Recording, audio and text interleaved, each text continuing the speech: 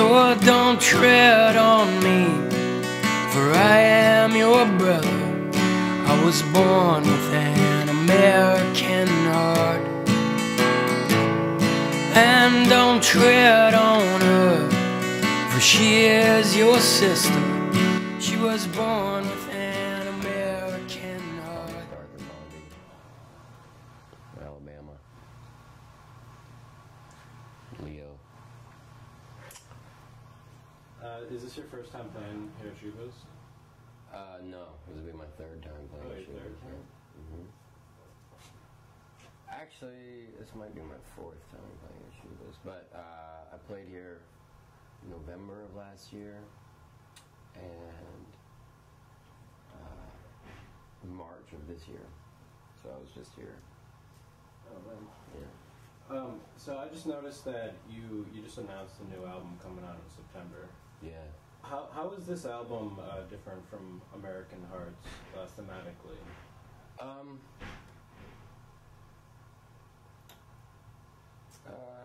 think it's a little more, it's not as slogan oriented as the last one, maybe. I'm the worst person to ask about what I sound like, or I'm just telling you this is making an excuse for why I might not be able to elaborate.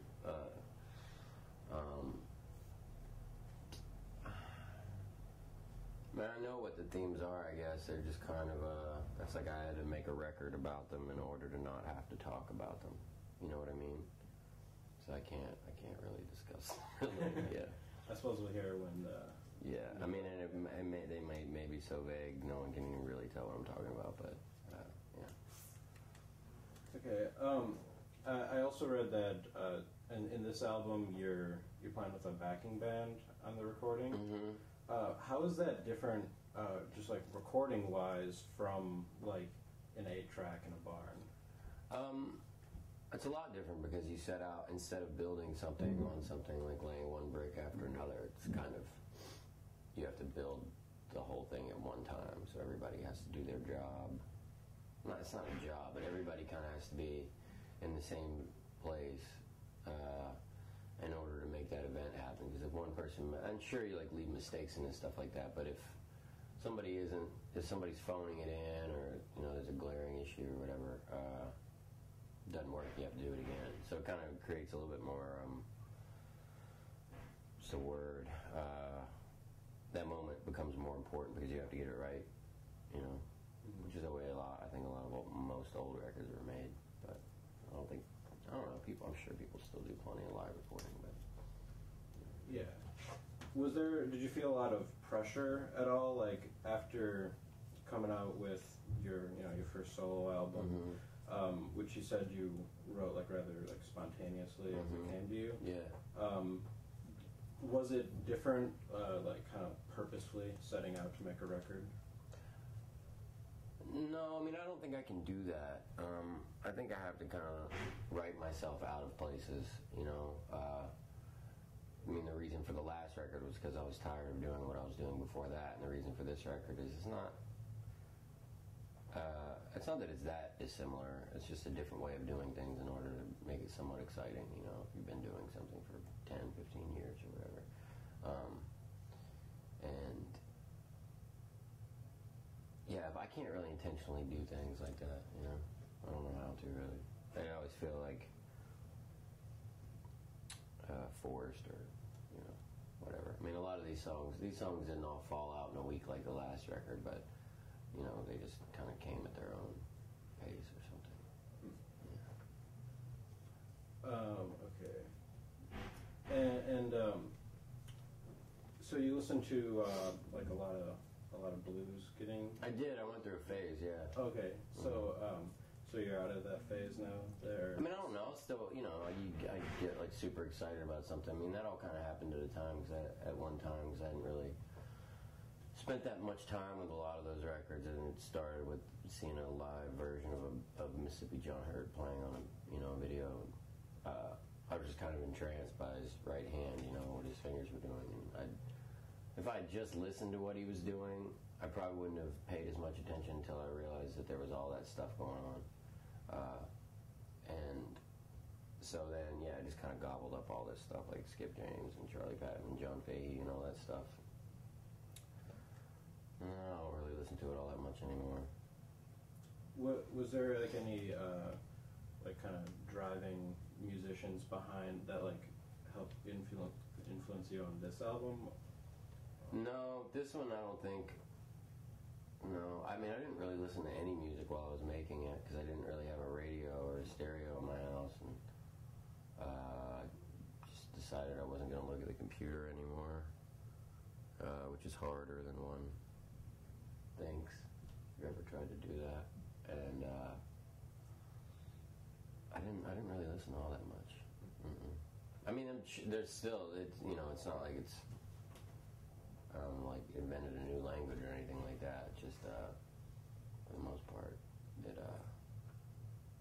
it's just whatever was left swimming around in my brain, I guess. You said in another interview that you really don't like living in the city, or is that? You know that is like one day you like hamburgers, the next day you don't want one. You know, it just depends on the city.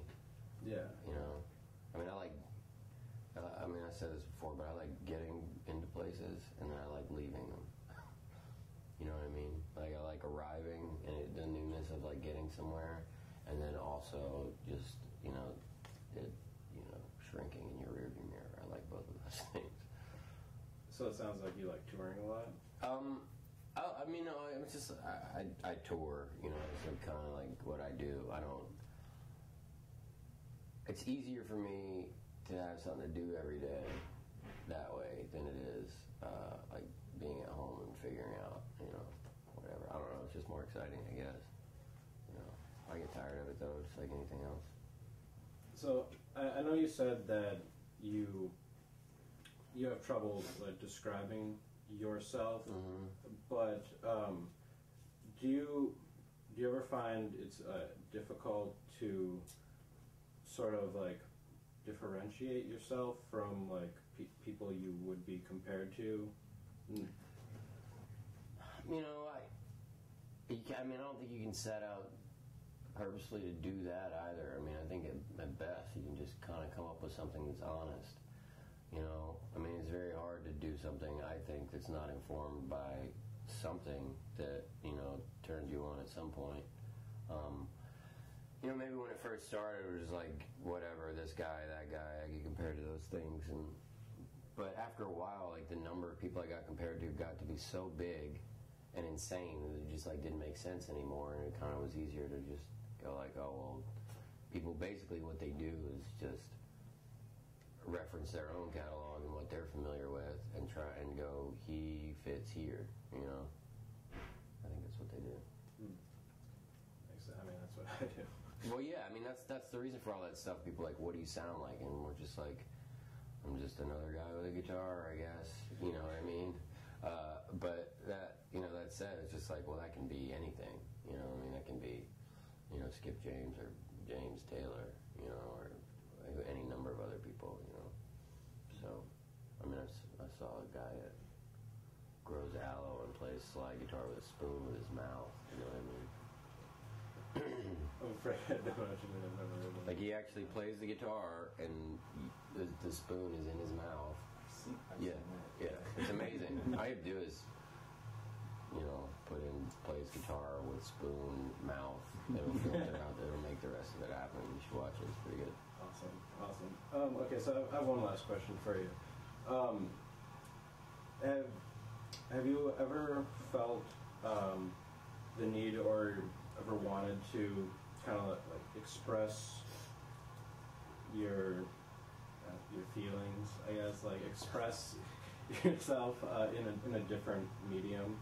Oh, sure. Yeah. Well, I don't want to be a blacksmith or something like that. Yeah. Yeah. Yeah. I don't, I painted a picture or two here or there, in a box in a storage space somewhere. Cool. Yeah.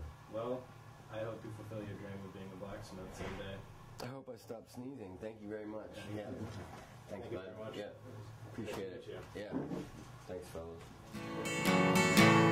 So don't tread on me, for I am your brother. I was born with an American heart. And don't tread on her, for she is your sister.